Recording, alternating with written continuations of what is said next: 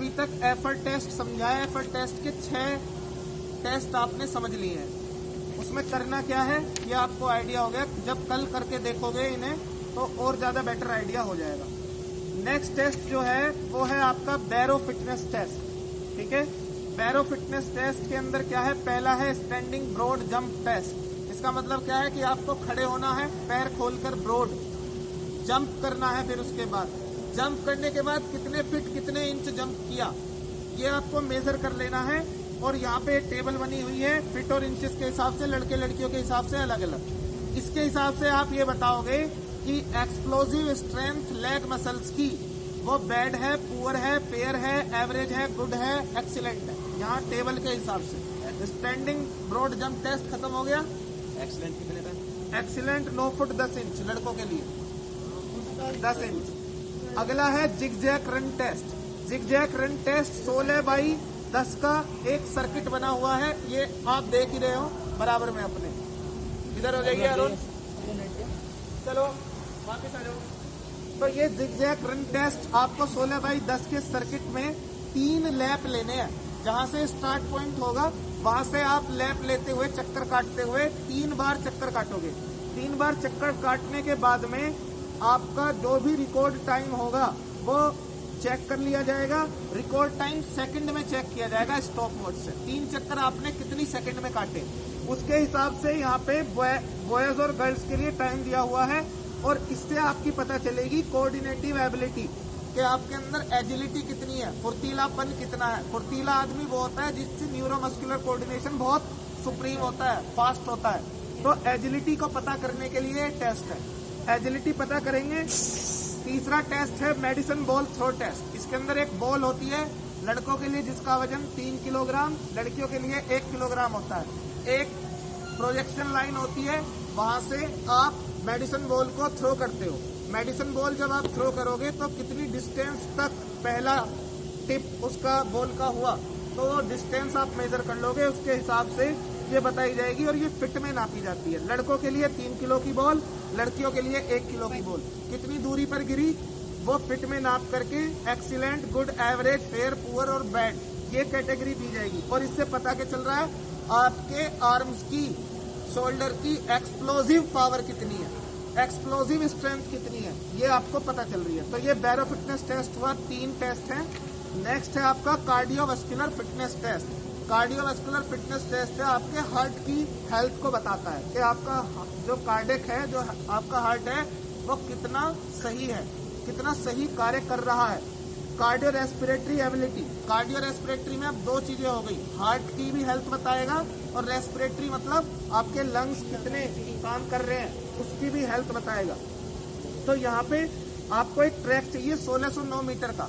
उधर एक ट्रैक बना हुआ है, जो आपका ट्रैक है वहां पे आप 1609 मीटर मार्क कर दिया गया है। आप कहाँ से दौड़ना स्टार्ट करेंगे वहां से आप दौड़ेंगे, 1609 मीटर कंप्लीट करेंगे।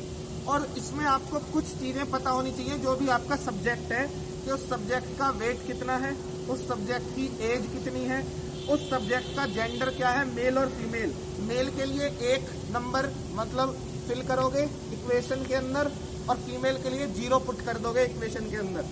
टाइम कितना लिया उसने, ठीक है, 1609 मीटर को पूरा करने में कितना टाइम लिया ये आप टाइम फिल कर दोगे। और उसके जस्ट बाद जब वो रुकेगा तो आप पल्स ऑक्सीमीटर लगाओगे और उसका पल्स रेट चेक करोगे कि पल्स रेट क्या आ रहा था। तो उसका हार्ट रेट जो है वो यहाँ पर फिल कर दोगे। 1 मिनट में कितनी बीट पर मिनट आ रही थी वो पल्स ऑक्सीमीटर आपको बता देगा।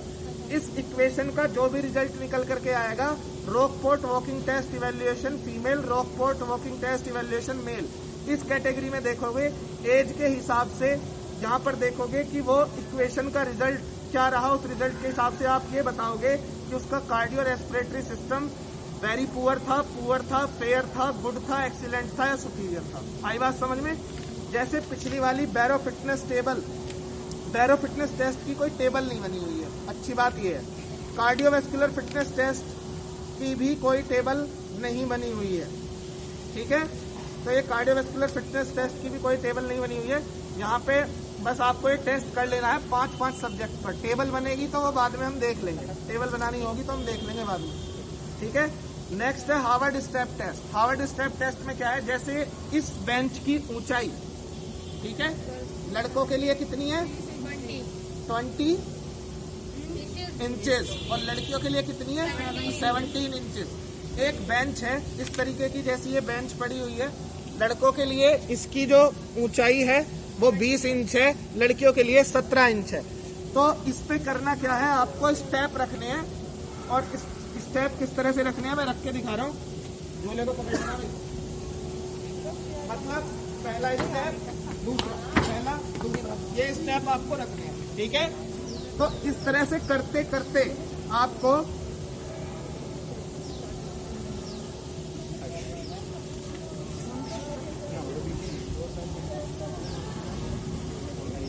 पांच मिनट तक के लिए बिना रुके ये स्टेप्स जो है रखवाने हैं 5 मिनट के लिए। 5 मिनट में उसने कितने स्टेप रखे, ठीक है, ये आप काउंट कर लोगे। काउंट करने के बाद में ड्यूरेशन ऑफ एक्सरसाइज, अच्छा 5 मिनट भी जरूरी नहीं है, कोई इंसान ऐसा भी हो सकता है कि वह 5 मिनट से पहले ही थक जाए, तो उसको वहीं पर रोक देना है और काउंट कर ले कितने स्टेप रखे। तो आपको एक इक्वेशन मिलेगी, उसमें ड्यूरेशन ऑफ एक्सरसाइज लिखनी है। मान लो 5 मिनट से कम है तो 4 मिनट लिख देंगे। ड्यूरेशन ऑफ एक्सरसाइज मिनट नहीं और सेकंड्स में फिल करनी है। 4 मिनट का मतलब क्या हो गया 240 second, 240 into 100 upon 5.5 into pulse count. Pulse count आप ऑक्सीमीटर से जब वो रुकेगा तुरंत देख लोगे कि उसकी पल्स रेट क्या आ रहा है। पल्स काउंट, ठीक है, between 1 to 1.5 minute after exercise. अब इसमें पल्स काउंट क्या से करनी है कि आपको जब वो 1 मिनट ये कर लेगा एक बार तो तब करनी है, हर एक 1.5 मिनट के अंतराल पर पल्स काउंट करनी है, ठीक है। वो हम आपको जब कराएंगे तो आपको बताते रहेंगे।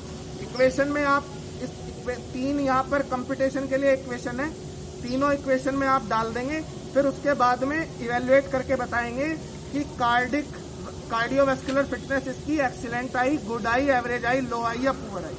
तो ये था कार्डियोवैस्कुलर फिटनेस के लिए रॉकफोर्ट वॉकिंग टेस्ट और हार्वर्ड स्टेप टेस्ट, ठीक है। नेक्स्ट और लास्ट है आपका रिकली एंड जोन्स, ये भी आपने बना लिया है। लास्ट है आपका Rikli and Jones test. Rikli and Jones test senior citizen की फिटनेस के लिए होता है। सबसे पहला टेस्ट जो है वो है चेयर स्टैंड टेस्ट। इसमें एक बुजुर्ग सब्जेक्ट आपको चाहिए, इसके लिए एक आपको चेयर चाहिए। चेयर पे आपके लिए एक स्टॉप वॉच चाहिए, ठीक है। चेयर की हाइट 45 सेंटीमीटर हाई होनी चाहिए, ठीक है, विदाउट आर्म्स। तो आपको एक चेयर प्लेस कर लेनी है और वो बुजुर्ग जो है क्या करेगा कि वो इस पर कुर्सी पर बैठेगा और उठेगा, ठीक है। और उसकी आर्म्स जो है वो इस तरह से क्रॉस होनी चाहिए, ऐसे हाथ रख करके उठेगा बैठेगा कुर्सी पर, ठीक है।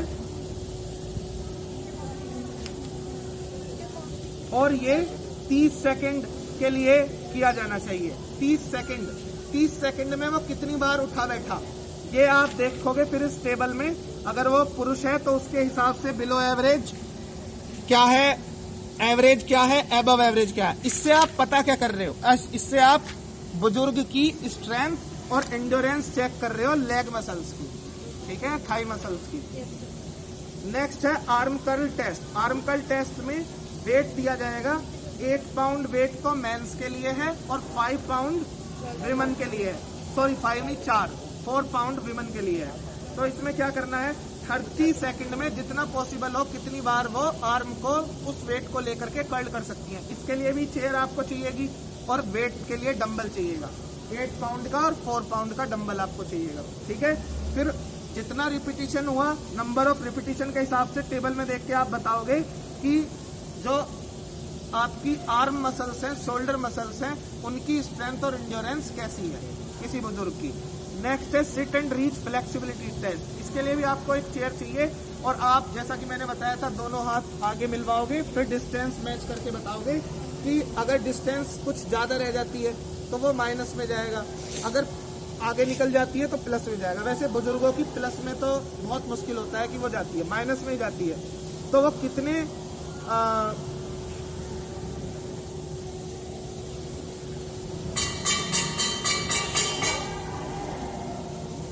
तो ये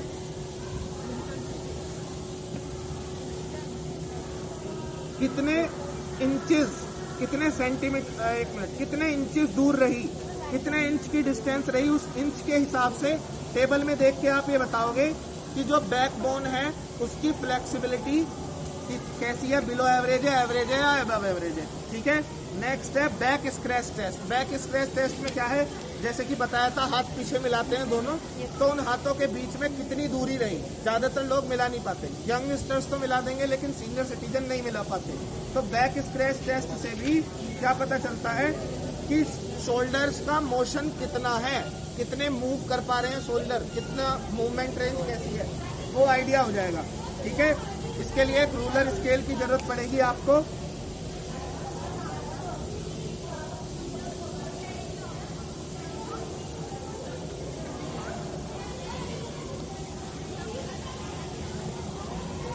ठीक है। तो रूलर स्केल से आप जितने इंचेस डिस्टेंस रह रहा होगा उसके हिसाब से आप अपनी टेबल में देख के उनकी motion of range, motion of shoulder कैसी है, वो बिलो एवरेज है, अबव एवरेज है, ये चेक करके बता दोगे। 8 feet up and go test. इसके लिए आपको क्या चाहिए, एक चेयर चाहिए, 8 फीट दूरी पर एक कोन रख दोगे। ये आपको बनाना पड़ेंगे सारे कल आकर के सुबह सुबह। ठीक है। जो भी जरूरी इक्विपमेंट है वो जरूरी इक्विपमेंट उनके साथ रखने पड़ेंगे। तो 8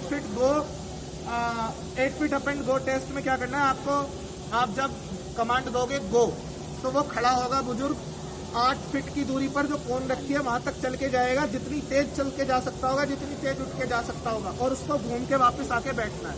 आप स्टॉप वॉच में जैसे ही बैठेगा एकदम टाइम नोट कर लोगे। टाइम नोट करते ही आपको क्या पता चल जाएगा कि उसके अंदर स्पीड, एजिलिटी कितनी है, कितनी स्पीड से वो रेस्पॉन्स कर सकता है, कितनी स्पीड से काम कर सकता है, उठ सकता है, चल के आ सकता है। तो स्पीड और agility, coordinative ability, neuromuscular coordination, ये आपको पता चल जाएगा। ठीक है। तो टाइम के हिसाब से टाइम सेकंड्स में चेक करोगे, यहाँ से टेबल से देख के बता दोगे कि न्यूरोमस्कुलर कोऑर्डिनेशन उसका बिलो एवरेज है या अबव एवरेज है। नेक्स्ट है 6 मिनट वॉक टेस्ट। आपको किसी बुजुर्ग को 6 मिनट चलाना है और आपको ये पता करना है कि वो 6 मिनट में कितनी डिस्टेंस कवर कर पाया। 6 मिनट चलाना है लगातार। ठीक है।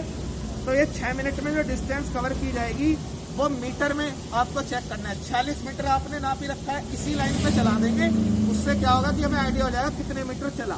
फिर मैन के लिए अलग है, वीमेन के लिए अलग है। इससे क्या पता होगा, एरोबिक फिटनेस का पता चलेगा उसकी, बुजुर्ग की।